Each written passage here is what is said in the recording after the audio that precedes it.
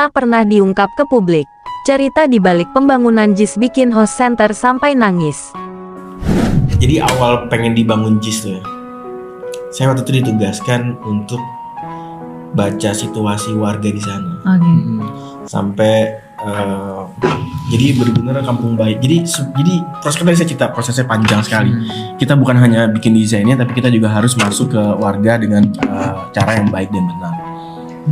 Tadi saya juga sampaikan bahwa kalau masuk sana tuh Pemprov udah langsung mereka trauma dan nggak bisa langsung menerima. Apalagi juga mau diajak komunikasi pun akan sulit. Apalagi ngajak komunikasi ya dari kelurahan, dari kecamatan itu akan memakan waktu yang sangat panjang.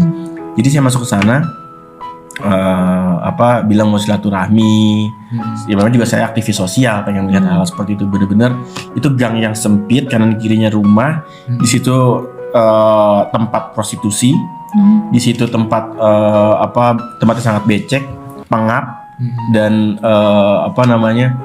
saya terlihat seperti banyak unsur-unsur dari kejahatan. Saya bisa jadi itu narkoba, bisa jadi itu segala macam lah. Itu sepertinya ada di situ semua gitu, karena saya sering bolak-balik masuk sana. Dan pada saat itu saya komunikasi dengan tokoh-tokohnya, ajak ngobrol, baca situasi dan dilaporkan ke Pak Gubernur pada saat itu.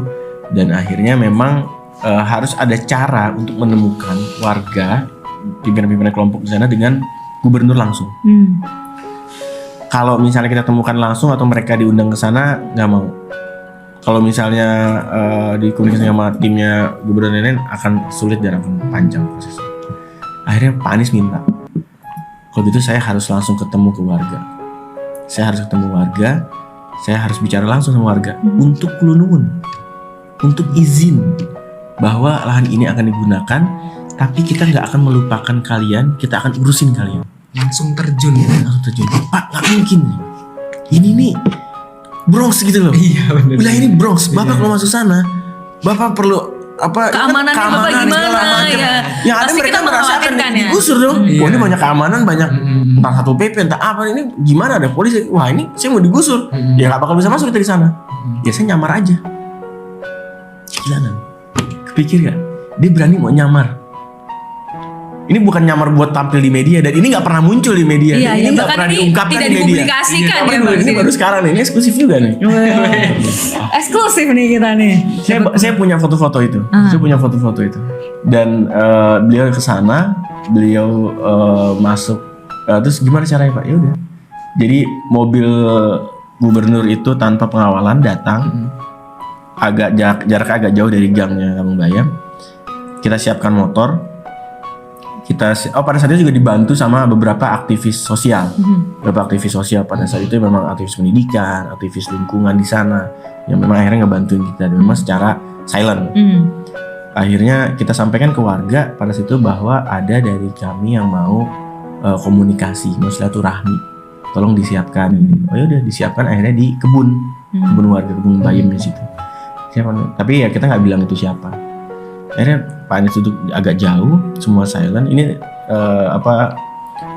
nggak ada yang tahu lah. Kita siapkan motor. Beliau dari mobil itu sudah pakai jaket besar, pakai masker. Waktu itu belum COVID, tapi pakai masker muka, pakai helm. Turun dari mobil langsung naik motor. Jalan masuk. Dia lihat sendiri tuh, becek sempit. Itu banyak anak-anak kecil yang main di kubangan itulah. Sangat tidak layak untuk bisa dijadikan lingkungan.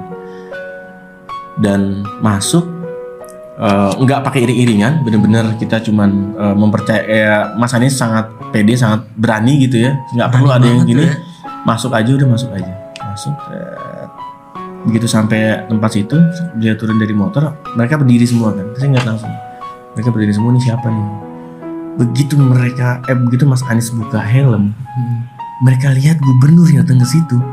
Terkejut Pak. Tahu nggak apa yang mereka lakukan? Saya udah khawatir mereka ini kan marah melihat gubernur datang ke sana. Tahu nggak? Mereka tertunduk Pak, nangis. Allahu Akbar, ya Allah, Pak Gubernur mau main ke tempat kami, tanpa gini. Nangis dipelukin Pak. Bapak ngapain repot-repot kesini Pak? Gini. Dipelukin, diciumin. Nggak expect ya. Bener-bener langsung turun. Beliau, iya saya kesini mau kulunun, saya mau izin Pak. Pak kami izinin Pak, silahkan. Silahkan Pak. Saya sampai mau nangis juga pada itu. Benar-benar mereka tuh sebenarnya bukan orang yang enggak ini, mereka punya hati. Mereka punya hati. Tinggal caranya aja harus benar. Cara pendekatan, dan Mas Anies ngerti tentang hal itu. Bernegosiasi tuh dia tuh ngerti. Akhirnya duduk di sana, warga tuh nyampein keluhannya. Pak, selama ini kami digusur. Pak, selama ini kami tidak dimanusiakan. Pak, selama ini kami tidak mendapatkan apa yang harus kami dapatkan sebagai warga Republik Indonesia yang sudah merdeka ini.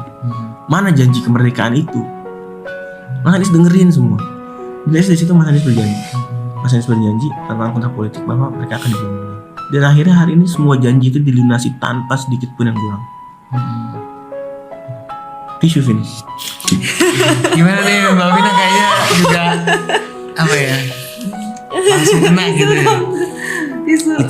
Itu memang jadi sesuatu yang sangat ini ya, sangat saya kagumi gitu, bener-bener. Saya belum pernah lihat orang seperti itu.